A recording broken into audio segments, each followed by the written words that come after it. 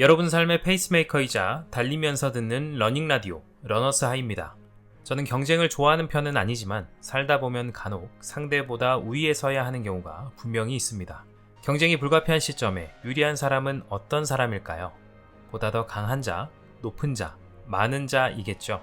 반면에 상식을 깨고 약한 자, 낮은 자, 적은 자가 이기는 경우도 우리는 종종 목격하곤 합니다. 그리고 그 언더독의 반란에 우리는 감정이입해 쾌감을 느끼곤 하죠.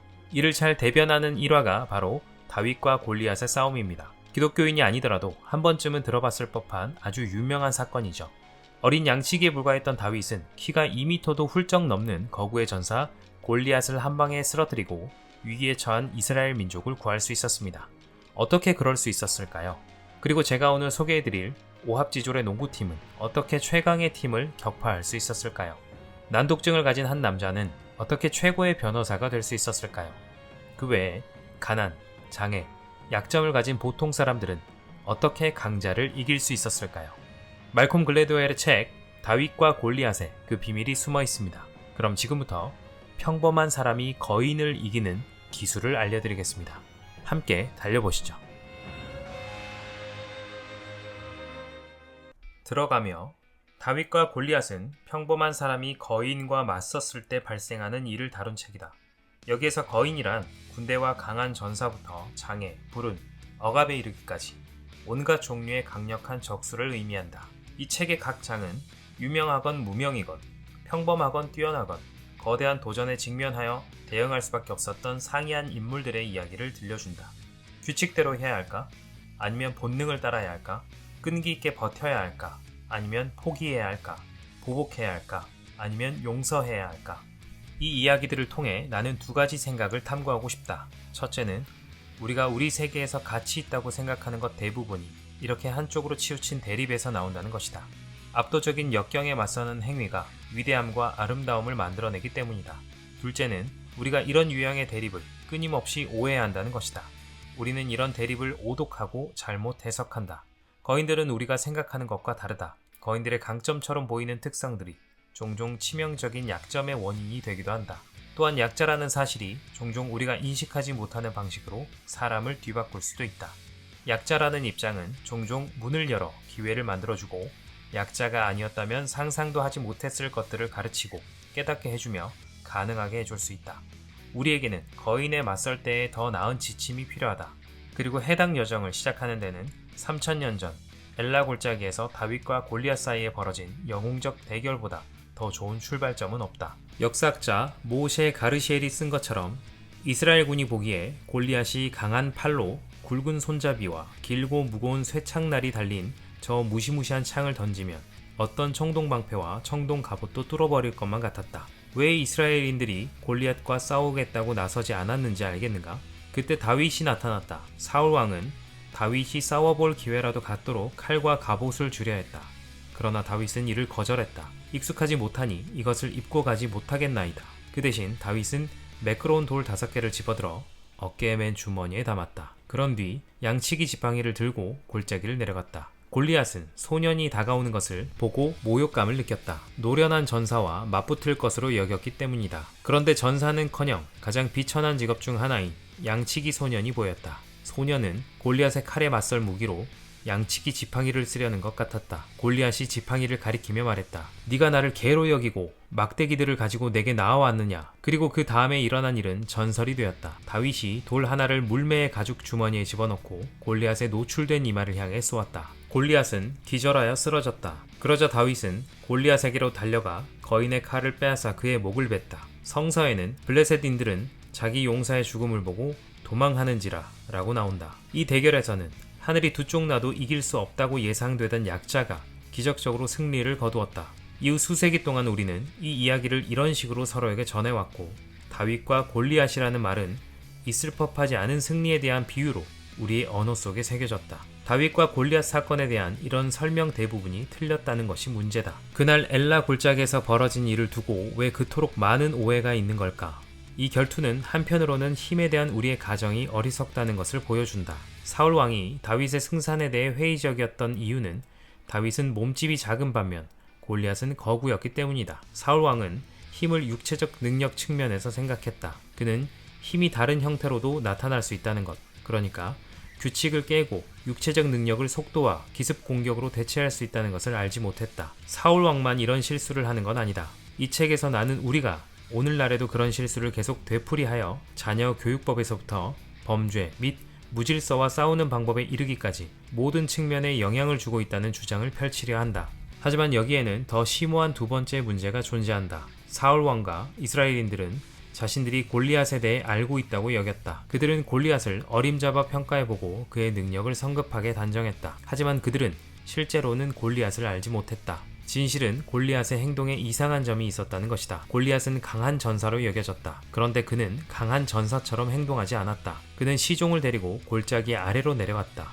시종이 골리앗의 방패를 들고 앞서서 걸어갔다. 고대에는 방패지기가 종종 궁수와 동행하여 전투에 나섰다. 활과 화살을 쓰는 병사는 자신을 보호할 무기를 들 손이 없기 때문이다. 그런데 1대1 칼싸움을 요구한 골리앗이 왜 궁수의 방패를 들고 있는 제3자의 도움이 필요했을까? 게다가 왜 골리앗은 다윗에게 내게로 나아오라고 했을까? 왜 골리앗은 다윗에게로 가지 못했을까? 성서에서는 골리앗이 얼마나 느리게 움직였는지 강조하는데 막강한 힘을 가진 전쟁 영웅을 그렇게 묘사하는 게 이상하다. 어쨌거나 왜 골리앗은 다윗이 어떤 칼이나 방패도 없이 갑옷도 입지 않고 언덕을 내려오는 모습을 보고 훨씬 더 빨리 대응하지 않았을까? 다윗을 봤을 때 골리앗의 첫 반응은 겁이 아니라 모욕감이었다. 그는 주변에서 무슨 일이 일어나고 있는지 감지하지 못한 것으로 보인다.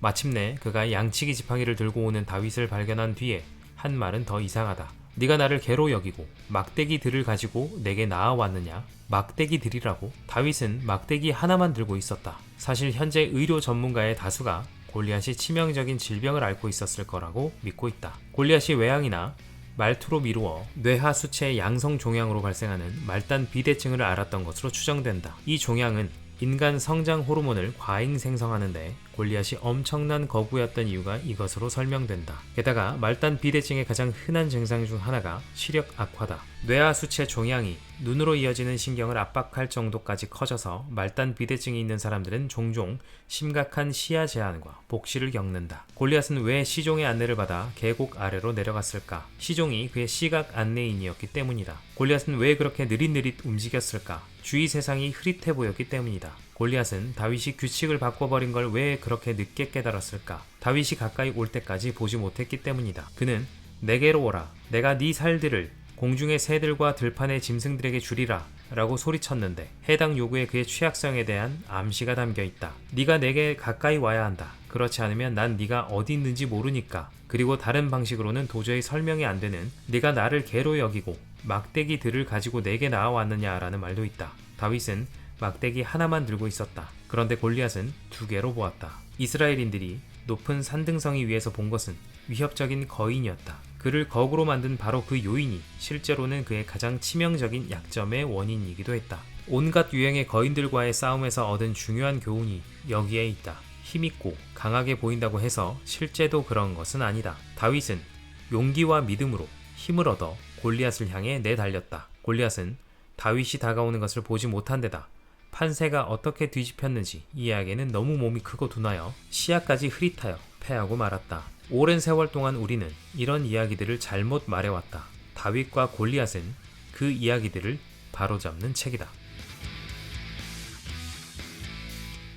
이 아이들은 세상 물정 모르는 공부벌레들과 컴퓨터 프로그래머들의 딸이었다. 과학 프로젝트에 공을 들이고 길고 복잡한 책을 읽고 커서 해양생물학자가 되길 꿈꾸는 아이들. 라나디베는 이 아이들이 종래 방식대로 경기를 한다면 농구에 미친 아이들에게 질 게 뻔하다는 걸 알고 있었다. 라나디베로 말하자면 17의 나이에 단돈 $50를 쥐고 미국에 건너온 사람이었다. 패배를 쉽게 받아들이는 사람이 아니었다. 그래서 그의 두 번째 원칙은 매 경기에 항상 전면 압박 수비를 하는 것이었다. 그의 팀은 결국 전국 대회까지 나갔다. 진짜 느닷없는 일이었어요. 딸 안잘리가 말했다. 무슨 말인가 하면 아빠는 지금껏 한 번도 농구를 해본 적이 없었거든요. 지난 200년간 강대국과 약소국 사이에 벌어진 모든 전쟁의 총계를 낸다고 생각해보자. 이때 한쪽의 인구와 군사력이 다른 쪽보다 적어도 10배는 더 크다고 가정해보자. 더 큰 나라가 이긴 경우가 과연 얼마나 될 것 같은가? 대다수가 더 큰 나라가 100% 확률로 이길 거라고 말할 것이다.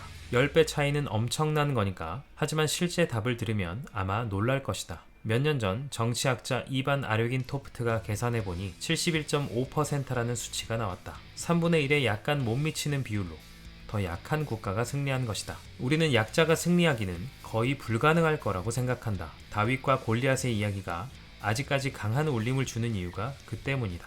하지만 아길라 토프트는 전혀 그렇지 않다고 주장한다. 약자들이 언제나 승리한다. 그렇다면 왜 우리는 다윗이 골리앗을 이길 때마다 그렇게 충격을 받는 걸까? 왜 우리는 더 작거나 더 가난하거나 더 미숙한 누군가가 꼭 불리한 입장에 있다고 무의식적으로 가정하는 걸까? 레지널드 윈게이트 경은 로렌스의 병사들을 훈련받지 않은 오합지졸이라고 불렀다. 그는 터키군의 압승을 예상했다. 그런데 이게 얼마나 얼토당토하는 생각인지 알겠는가? 터키군의 많은 병사와 무기 그리고 자원이 강점인 건 사실이다. 그런데 그 강점은 민첩한 이동에 방해가 되고 방어 태세를 취하게 한다. 반면 로렌스의 병사들에게 넘쳐나던 기동성, 인내심, 개인적 지능, 그 고장에 관한 지식, 용기는 동쪽에서 아카바를 공격한다는 불가능한 작전, 너무도 대담해서 터키군이 적군이 진격해오는 것을 보지도 못했던 작전을 수행할 수 있게 했다. 물적 자원과 관련된 장점이 있는가 하면 물적 자원이 없을 때 생기는 강점도 있다.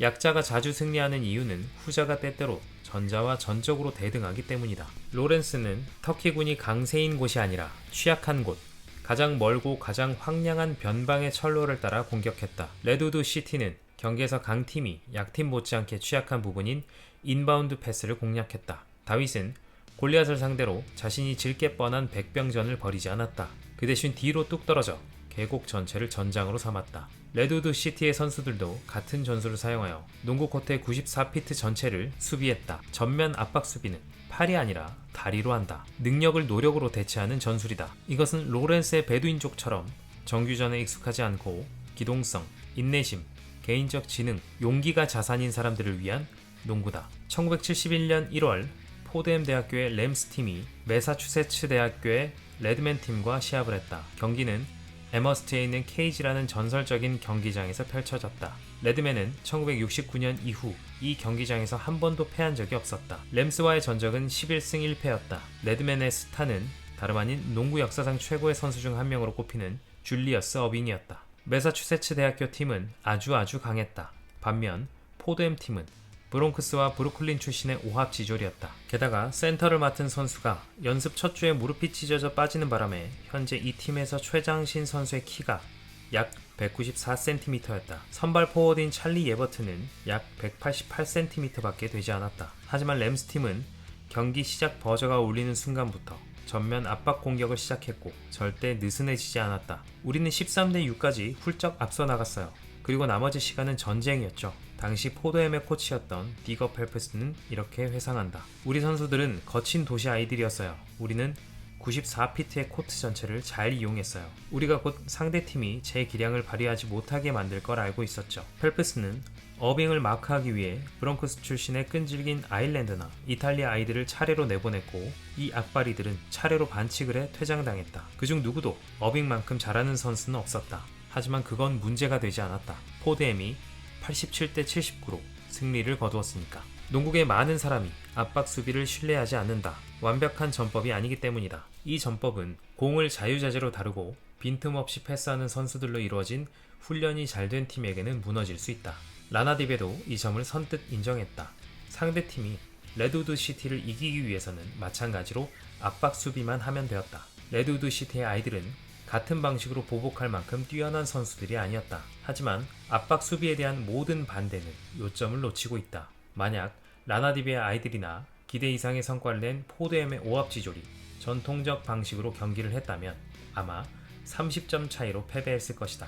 압박 수비는 약체가 골리앗을 물리칠 수 있는 최고의 기회다. 그렇다면 논리적으로는 약체인 모든 팀이 그런 식의 플레이를 해야 한다. 그렇지 않은가? 그런데 왜 그렇게 하지 않을까? 로렌스가 승리를 거둘 수 있었던 것은 그가 진정한 영국군 장교와는 가장 동떨어진 인물이었기 때문이다. 로렌스는 영국 사관학교를 우등으로 졸업하지 않았다. 그의 직업은 고고학자였고 공상적인 산문을 썼다. 군의 상관들을 만나러 갈 때면 샌들을 신고 베두인족의 전통 의상을 입었다. 아라버가 현지인처럼 유창했으며 평생 낙타를 타온 사람처럼 낙타를 능숙하게 다뤘다. 로렌스는 군의 기득권층이 그의 훈련받지 않은 오합지졸에 대해 어떻게 생각하든 상관하지 않았다. 군의 기득권층과 이해관계가 거의 없었기 때문이다. 그리고 다윗도 있다. 다윗은 블레셋인과의 결투를 정규적 방법인 칼싸움으로 진행해야 한다는 것을 알고 있었던 게 틀림없다. 하지만 그는 고대 가장 미천한 직업 중 하나이던 목동이었다. 군의 세부적인 의례를 지킨다고 얻을 수 있는 게 없었다. 우리는 명성과 자원, 그리고 엘리트 그룹에 속하는 것이 우리를 더 잘 살게 한다고 생각한다. 그런 물질적 강점이 우리의 선택권을 제한하는 데 관해서는 충분히 생각하지 않는다. 라나디베가 사이드라인에 서 있을 때 상대팀 선수들의 부모와 코치가 그에게 욕설을 퍼부었다. 대다수는 그런 비난을 코앞에서 들으면 움츠러들기 마련이다. 하지만 라나디베는 아니었다. 진짜 느닷없는 일이었어요. 무슨 말인가 하면 아빠는 지금껏 한 번도 농구를 해본 적이 없었거든요. 농구계가 그를 어떻게 생각하든 뭐하러 신경 쓰겠는가. 라나디베는 자신도 문외 아닌 스포츠에 재능이 없는 아이들을 코치했다. 그는 약자였고 부적응자였다. 그런 위치가 그에게 다른 누구도 꿈조차 꾸지 못할 일들을 시도할 자유를 주었다. 4장. 난독증일 때 발견되는 능력. 난독증이 있는 사람의 뇌를 정밀 촬영한 영상은 정상적으로 보이지 않는다. 난독증 환자는 단어를 읽고 처리하는 일을 하는 뇌의 특정한 부분들의 회백질이 적으며 그 부분들에 원래 있어야 하는 만큼의 뇌세포가 없다. 태아계의 모든 신경세포는 뇌의 적절한 부분들로 이동하여 체스판의 말들처럼 각자의 자리를 차지하게 된다. 하지만 어떤 이유에서인지 난독증 환자의 신경세포는 도중에 길을 잃고 엉뚱한 곳으로 간다. 뇌에는 입구와 출구 역할을 하는 뇌실계통이라는 부분이 있다. 읽기 장애가 있는 일부 사람은 공항에서 오지도 가지도 못하게 된 승객처럼 신경세포들이 뇌실을 따라 늘어서 있다. 뇌를 촬영하는 동안 환자는 과제를 수행하고 신경과학자가 뇌의 어떤 부분이 그 과제에 대응해 활성화되는지 살펴본다. 난독증 환자에게 뇌 촬영을 하는 동안 글을 읽어보라고 하면 밝게 빛나야 할 부분이 전혀 밝아지지 않을 수 있다. 그래서 촬영 영상이 정전이 된 도시의 항공사진처럼 보인다. 난독증 환자는 글을 읽는 동안 일반인에 비해 뇌 우측 반구를 더 많이 사용한다. 우측 반구는 개념적인 부분을 담당하는 쪽이다. 읽기 같은 정확하고 엄격한 작업을 하는 쪽이 아니다. 난독증 환자가 글을 읽을 때는 읽기를 책임지는 뇌의 상이한 부분들이 약한 연결을 통해 통신하고 있는 것처럼 때때로 모든 단계가 지연된다. 보통 8살이나 9살의 난독증이라는 것을 알게 된다. 나딘이 계속 설명했다. 그리고 난독증을 발견할 즈음에는 이미 심각한 심리적 영향이 많이 발생해 있다. 그 즈음에는 이미 3년 동안 어려움을 겪어왔으니까 아마 4살 때는 놀이터에서 멋진 꼬마였을 것이다. 그러다 유치원에 들어가면 또래 친구들이 글을 읽기 시작하는데 자신은 그걸 이해할 수가 없어서 좌절하게 된다. 친구들이 당신을 멍청하다고 생각할 수도 있다. 자존감이 매우 낮아져서 우울한 기분이 점점 더 자주 찾아온다. 난독증이 있는 아이들은 사납게 굴어서 결국 청소년 법원에 갈 가능성이 더 높다. 상황을 이해하지 못하기 때문이다. 우리 사회에서는 읽는 것이 이렇게 중요하다. 당신의 아이가 난독증이 있길 바라지는 않을 것이다. 그렇지 않은가? 난독증이 결과적으로 바람직한 어려움이 될 수 있을까? 얼마나 많은 사람이 평생 이 장애와 힘들게 싸우는지 감안하면 그렇게 될 수 있다고 믿기 어렵다. 한 가지 특이한 사실만 제외한다면 성공한 기업가 중 상당히 많은 수가 난독증 환자다.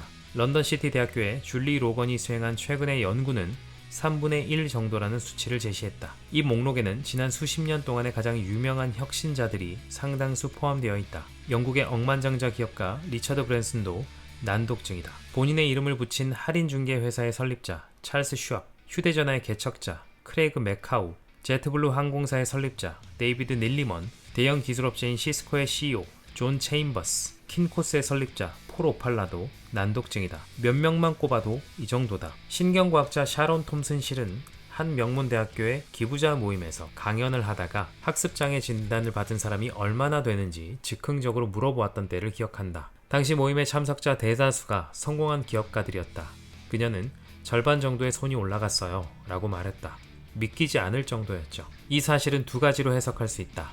하나는 이 뛰어난 집단이 장애를 딛고 대성공을 거두었다는 것이다. 이들은 너무 똑똑하고 창의성이 뛰어나서 그 무엇도 그들을 막을 수 없었다. 평생 읽기에 어려움을 겪는다는 사실조차 말이다. 좀 더 흥미로운 두 번째 해석은 이들이 부분적으로는 바로 그 장애 때문에 성공했다는 것이다. 즉 힘든 노력 속에서 무언가를 배웠고 그것이 엄청난 장점이 된 것이다. 당신의 아이에게 난독증이 있길 원하는가? 만약 두 번째 가능성이 사실이라면 그럴 수도 있겠다. 보이스가 어떻게 고졸 학력의 공사장 인부에서 법조계의 최고 위치까지 올라갔는지는 그야말로 미스터리다.